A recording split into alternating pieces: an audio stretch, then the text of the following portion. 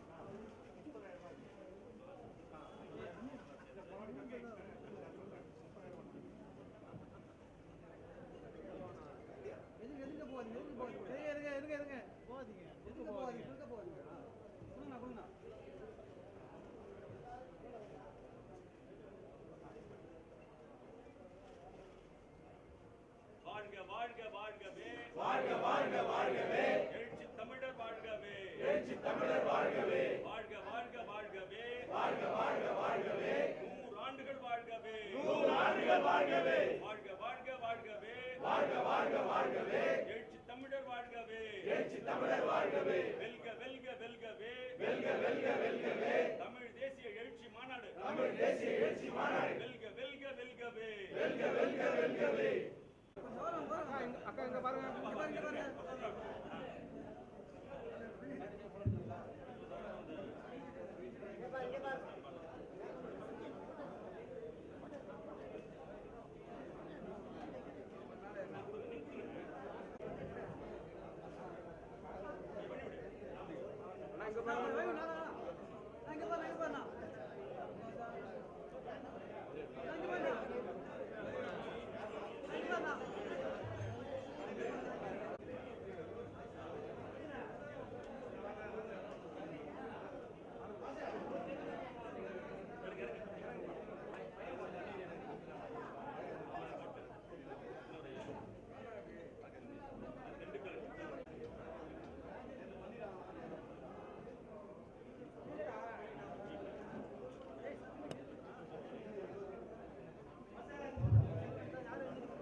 வாழ்த்துக்களை தெரிவித்துக் கொள்கிறேன். காலையில் வேளச்சேரியில் ஒரு தேசிய கொடி ஏற்றும் நிகழ்வில் பங்கேற்று குழந்தைகளை வாழ்த்திவிட்டு இங்கே வர சற்று காலத்தாழ்வு நேர்ந்துவிட்டது. இதன் பின்னர் இன்னும் இரண்டு முக்கியமான நிகழ்வுகளில் நான் பங்கேற்க வேண்டும் காத்திருக்கிறார்கள். அமெரிக்கன் கண் மருத்துவமனை சார்பில் நடைபெறுகிற கண் சிகிச்சை முகாமை தொடங்கி வைக்க வேண்டும். அதற்கு பிறகு இன்னொரு மழலையர் பள்ளி நிகழ்விலும் கலந்து கொள்ள வேண்டும். ஆகவே நெடுநேரம் உங்களோடு இருக்க விரும்பினாலும் நேரம் இடம் தரவில்லை. நீங்களும் வெயிலேறுவதற்கு முன்பு இந்த சுடரேந்தின் ஓட்டத்தை தொடங்கினால்தான் இன்று மதுராந்தகம் போய் சேர்ந்து இரவு தங்க முடியும். முதல் நாள் ஓட்டம் சற்று சிரமமாக இருக்கும், களைப்பாகவும் இருக்கும். ஆகவே வெயிலேறுவதற்கு முன்பே நீங்கள் சென்னையிலிருந்து கிளம்ப வேண்டும், சென்னையை கடந்து செல்ல வேண்டும். இந்த தமிழ் தேசிய சுடரேந்தும் ஓட்டம் வெற்றி பெற என்னுடைய வாழ்த்துக்கள். சமத்துவ வழக்கறிஞர்கள் சங்கத்தின் சார்பில் ஏற்கனவே வெல்லும் ஜனநாயகம் மாநாட்டு போது பார்வேந்தன் அவர்களின் முன்முயற்சியில் இதேபோல சுடரேந்தும் ஓட்டம் மேற்கொள்ளப்பட்டது. சிறுகனூரில் நடைபெற்ற அந்த மாநாட்டில் பல திசைகளில் இருந்து தோழர்கள் சுதந்திரம், சமத்துவம், சகோதரத்துவம் என்கிற சுடர்களை ஏந்தி வந்தார்கள். சுதந்திரம், சமத்துவம், சகோதரத்துவம் என்கிற அரசமைப்பு சட்டத்தின் உயிர்மூச்சு கோட்பாடுகளை எப்போதும் உயிர்ப்போடு வைத்திருக்க வேண்டும் என்கிற அடிப்படையில் பார்வேந்தன் அவர்களின் முன்முயற்சியில் அந்த சுடர் ஓட்டம் வெற்றிகரமாக நடந்தேறியது. அதைப்போல இப்போது நாம் நடத்துகிற தமிழ் தேசிய எழுச்சி மாநாட்டில் தமிழ் தேசிய சுடரை ஏந்துவது என்ற முடிவை பார்வேந்தன் மேற்கொண்ட போது உடனே நான் அதற்கு இசைவளித்தேன். அந்த வகையிலே உங்கள் முன்னால் நின்று கொண்டிருக்கிறேன். சுடரை பார்வேந்தன் கையில் ஒப்படைக்க இருக்கிறேன். நீங்கள் அனைவரும் கட்டுக்கோப்பாக இந்த சுடர் ஓட்டத்தில் பங்கேற்று பாதுகாப்பாக மாநாட்டுக்கு வந்து சேர வேண்டும். ஆகஸ்ட் 17 மழை பெய்யும் என்று வானிலை வல்லுநர்கள் கூறியிருக்கிறார்கள். ஆகவே மாலை 6 மணிக்கு தொடங்குவதாக இருந்த மாநாட்டை நாம் 12 மணிக்கே நண்பகல் வேளையில் இசை நிகழ்ச்சியோடு தொடங்கி 4:30 மணிக்குள் முடிப்பதென்று முடிவெடுத்திருக்கிறோம். ஆகவே 12:30 மணிக்கெல்லாம் நீங்கள் மேடைக்கு அருகே இருக்க வேண்டும். இசை நிகழ்ச்சி முடிந்ததும் உங்களிடம் சுடரை பெற்றுக்கொள்ள நான் மேடையில் காத்திருப்பேன். ஆகவே தோழர்கள், இந்த சுடர் ஓட்டத்தில் பாதுகாப்பாக பயணித்து மாநாட்டு திடலுக்கு வந்து சேர வேண்டும் என்று வாழ்த்துகிறேன். தமிழ் தேசியம் என்கிற கருத்தியலை புரட்சியாளர் அம்பேத்கர், தந்தை பெரியார், மாமேதை மார்க்ஸ் ஆகியோரின் பார்வையிலிருந்து நாம் அணுகுகிறோம். இந்த தமிழ் தேசிய அரசியலில் மிக முக்கியமான கோட்பாடுகளாக நாம் முன்வைக்க விரும்புவது சாதி ஒழிப்பு, மதச்சார்பின்மை, மாநில சுயாட்சி என்பதாகும். சாதி பெருமை பேசிக்கொண்டு தமிழர்களாய் ஒருங்கிணைய முடியாது. சாதி கட்டமைப்பை தகர்க்காமல் தமிழ் தேசியம் என்பதே உருவாக முடியாது. எனவே சாதி ஒழிப்பை நாம் முன்னிறுத்துகிறோம். சாதி ஒழிப்பை நடைமுறைப்படுத்த வேண்டுமானால் மதச்சார்பின்மை என்கிற கோட்பாடு வென்றாக வேண்டும். மதச்சார்பின்மை என்கிற அந்த மகத்தான கோட்பாட்டை புரட்சியாளர் அம்பேத்கர் அவர்கள் அரசமைப்பு சட்டத்தின் மூலம் உறுதிப்படுத்தி இருக்கிறார். அந்த கோட்பாட்டை சிதைக்க வேண்டும் என்கிற அடிப்படையில் சங் பரிவார் கும்பல் தொடர்ந்து ஈடுபட்டு வருவதை நாம் அறிவோம். மதச்சார்பின்மை ஒழிந்தால் சாதி மேலும் வலுவடையும். மதச்சார்பின்மை பாதுகாக்கப்பட்டால் காலப்போக்கில் சாதி நீர்த்து போகும். எனவே சாதியை ஒழிப்பதற்கு மதச்சார்பின்மை என்கிற கோட்பாட்டை பாதுகாத்தாக வேண்டும். இந்த இரண்டும் தேசிய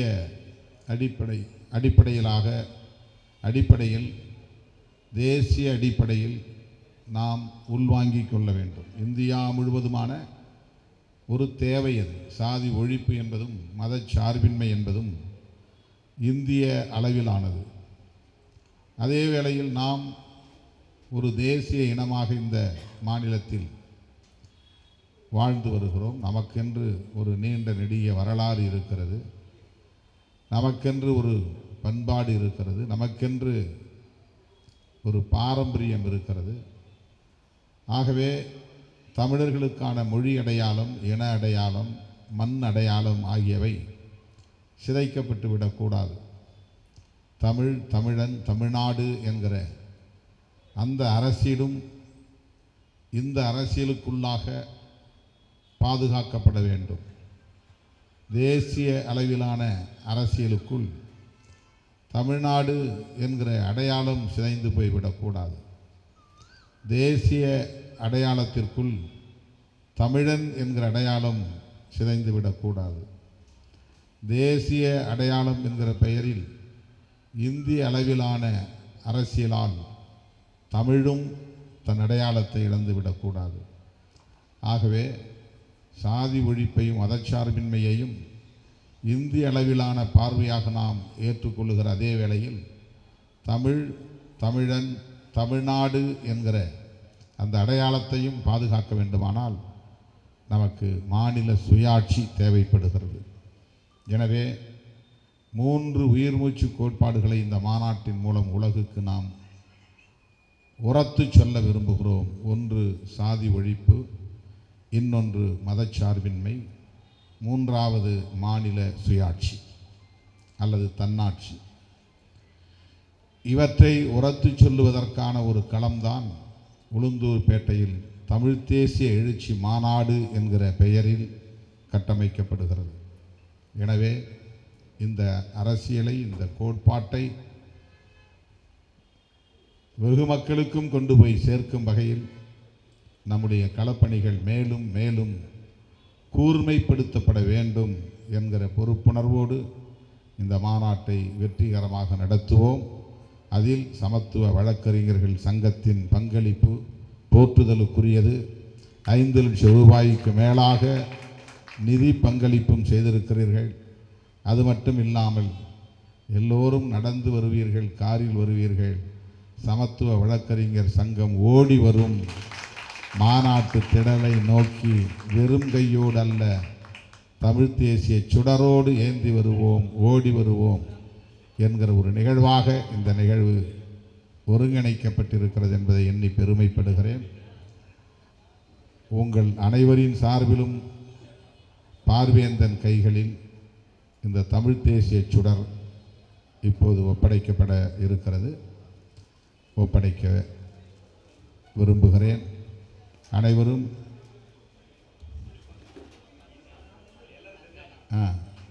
அமைதியாக அமர்ந்திருந்து நிகழ்ச்சியை, சுடர் வழங்கும் நிகழ்ச்சியை சிறப்பிக்க வேண்டும் என கேட்டுக்கொள்கிறேன்.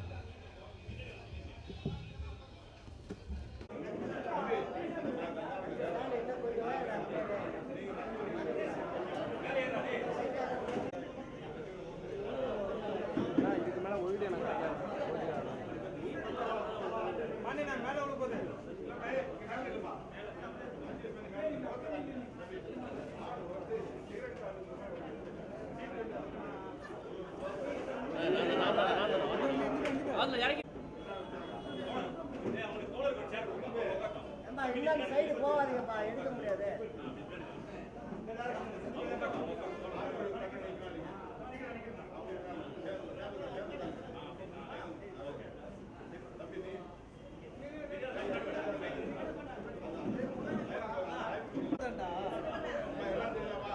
சரி சார்.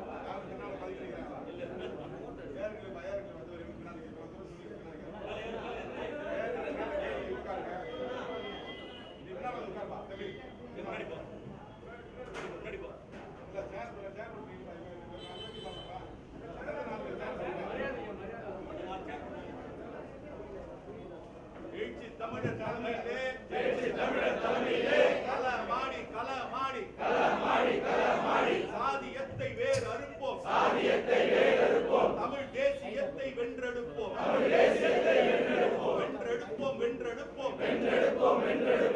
தேசியத்தை வென்றெடுப்போம் எழுச்சி தமிழர் தலைமையிலே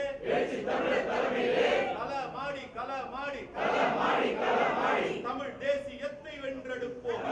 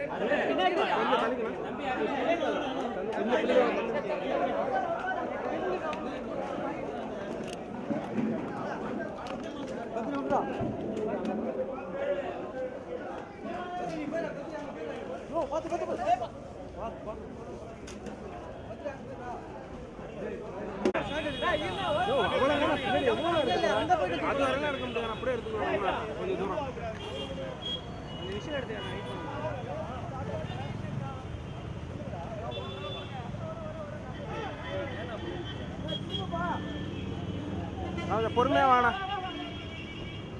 ஓடி ஒருத்தங்க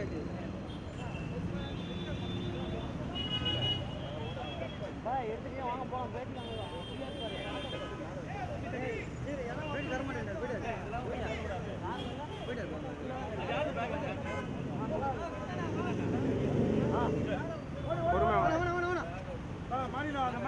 மைக்கேங்க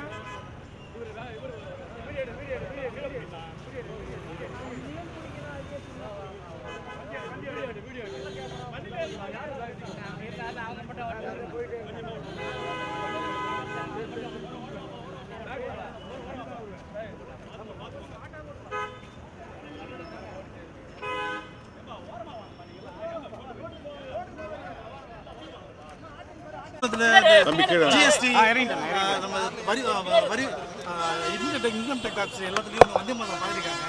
இவங்க நிர்பந்தம் படுத்துறாங்களா? அதை பற்றி விஷயம் எங்கே பண்ணாங்க இன்னைக்கா? ஆமாய்யா, தமிழ் தாய் வாழ்த்து பண்ணாங்கல்ல. இல்லை, தேசிய கீதை தான் ஃபஸ்ட்டு பாடப்பட்டது எல்லாத்துலேயும். இந்த வரி ஜிஎஸ்டி அலுவலகத்துலேயும், இன்னும் வருமான வரி அலுவலகத்துலேயும், மத்திய அரசு நிறுவனங்கள் எல்லாத்துலேயும் முதல்ல வந்த மாதிரி பாடப்பட்டது. சாப்பிட்றதும் அப்புறம் பாடுறதும் படிக்கிறதும் எல்லாத்தையும் இவங்க நிர்பந்தம் படுத்துறாங்க மத்திய அரசு. அதை பற்றி உங்களுடைய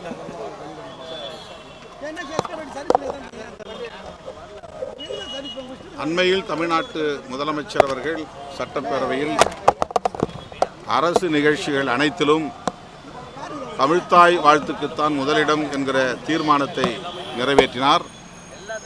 அனைத்து கட்சியினரும் அதற்கு முழுமையான ஆதரவை நல்கினர். ஆனாலும் தமிழ்நாட்டில் இயங்கும் ஒன்றிய அரசு நிறுவனங்களில் தமிழ்த்தாய் வாழ்த்து பின்னுக்கு தள்ளப்பட்டிருப்பது அதிர்ச்சி அளிக்கிறது. வந்தே மாதரம் பாடலை முதலில் பாடியிருக்கிறார்கள் என்று அறிய வருகிற போது மிகுந்த அதிர்ச்சியை ஏற்படுத்துகிறது. இந்திய ஒன்றிய ஆட்சியாளர்கள் பிற மொழி பேசும் இந்தி அல்லாத பிற மொழி பேசும் தேசிய இனங்களின் மீது இத்தகைய ஆதிக்கம் செலுத்துவது இந்திய ஒருமைப்பாட்டுக்கு ஒற்றுமைக்கு எதிராக போய் முடியும். இதனை இன்னும் ஒன்றிய ஆட்சியாளர்கள் உணராமல் இருக்கிறார்கள் என்பது வியப்பாக இருக்கிறது. இந்த போக்கை விடுதலை சிறுத்தைகள் கட்சி வன்மையாக கண்டிக்கிறது. தமிழ்நாடு அரசு இது குறித்து விரைந்து நல்லதொரு முடிவை எடுக்க வேண்டும். தமிழ்த்தாய் வாழ்த்தை பாடாமல் புறக்கணித்தவர்கள் மீது உரிய நடவடிக்கை எடுக்க வேண்டும்.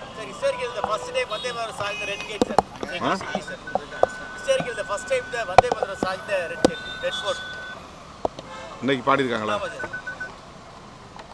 இதே தான் பதில். வேறு என்ன? அது இந்திய ஒன்றிய அரசு